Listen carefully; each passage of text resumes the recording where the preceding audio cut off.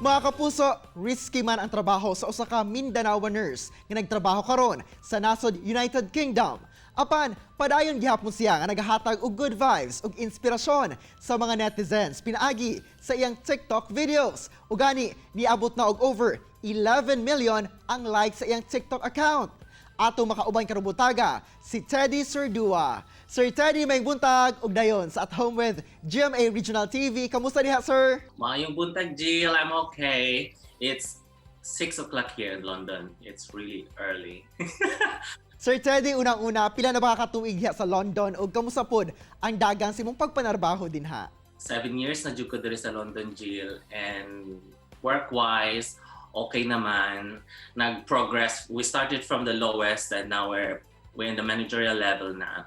So I'm happy with what happened. At the moment, akong trabaho, manager ko sa outpatient department, Jill. But because of COVID, na redeploy ko sa ITU. So na ako sa ITU at the moment, looking after COVID patients.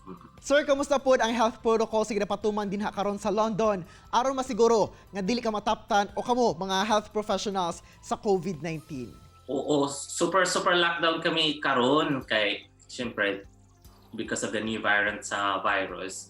So lockdown, bawal mi maglabas-labas. So maglabas lang mi kung palit mi og mga pagkaon or mga tambal-tambal. Yun po. When it comes to PPE, okay naman ang PPE sa mga nurses dito sa UK. Sir, when was the last time nga niuli ka og Davao City ingon man sa Zamboanga? Oh, the last time that nga miuli ko was during the 2016 presidential election. Pero dugay-dugay na siya. Actually, miuli unta mi karong last year, but because of the virus of the pandemic, medyo na matanggong mi diri sa UK. Tapos sa Zamboanga, kay dito man po kumidako, since we left the island way back second year high school, wala na jud ko kabalik dito, Jill. Ug aside nga usa ka medical frontliner, usa sab ka certified TikToker. Unsa man nag-inspire sa imong sir nga mag-TikTok? Actually, nag-start ko way back last year around May. Tapos sabi ko, when I started posting videos on TikTok, parang sabi ko, ano bang ipopost ko dito na something na makarelate ang mga tao? So I decided to post sa akong kinabuhi. Yeah. It all started from there. Nag-post ko about, una talaga akong i-post na ako was about me getting my British citizenship. So akong passport akong ipakita. Huwag kang mag-alala, makukuha rin kita, makukuha rin kita, makukuha rin kita. Ay, nakuha na pala kita. Kaya mahal, magtiwala ka lang. Sir, ginaunsa ba nimo pag-conceptualize ang imong content sa TikTok labi na kining story time nimo?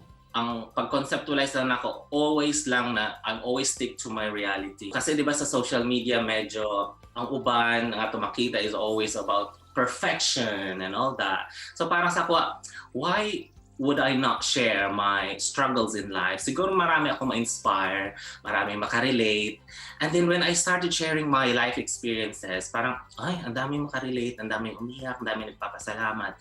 So from there, parang, yun talaga ang rason ko kung bakit I started sharing my struggles, my story time, especially my story time nung bata pa ako, and how my family struggled, ang paano nila ako tinaguyod, lalo na aking ate na nasa Germany ngayon. So, og sir, laki pod si mga TikTok videos kining pagpakasal nimo with your longtime partner. Please share with us unsa imong gibati that time og kamusta mo karon, sir?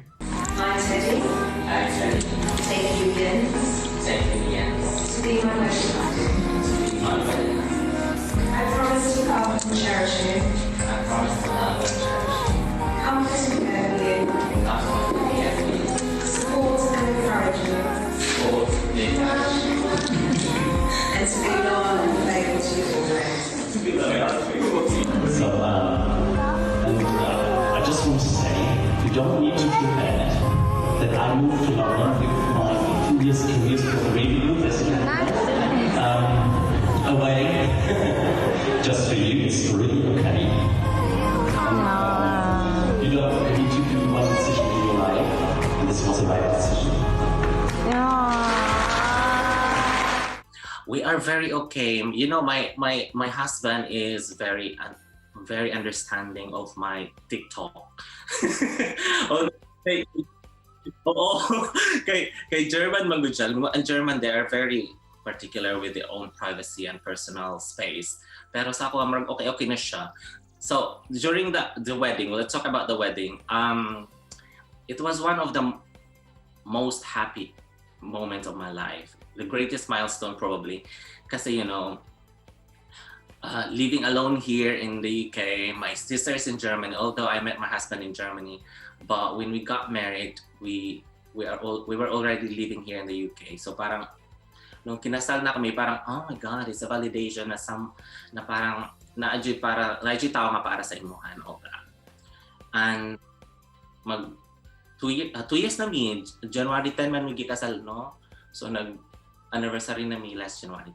Ug unsa imong gibati sir nga naabot na og over 11 million ang likes sa imong TikTok account? Taga-expect ba ka sir kay ani gyud ka daghan? First, I am very happy and honored na the 11 million, more than 11 million ang nag-like sa akong mga TikTok videos and all that. What ko nag-expect actually, kay una, lingaw-lingaw lang muna sa TikTok ako actually. Kasi, during pandemic, wala kahimuon and all that. So, mag-TikTok na lang. Tapos, karon nag-11 million na siya. I am very happy sa mga tao na nag-like o nag-view sa akong TikTok videos. Daghang salamat. And I'm happy also na na-inspired na po sila. Og napalipay.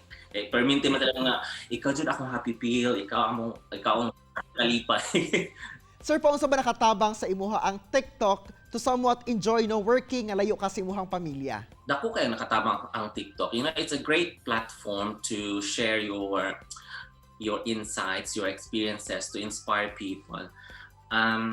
At the same time, it allows you to do something for your creativity. Tapos, TikTok is like a platform, pero daghan kang ma-inspire diha if you use the platform properly, actually. So, I'm happy. Alright, daghang salamat sa pagdala og good vibes this morning, Sir Teddy, og amping pirmi diha, sir. Thank you very much, Jill. Salamat sa tanan. Mga kapuso, chilak sa mo. Mubalik pa ang At Home with GMA Regional TV. Kini ang At Home with GMA Regional TV.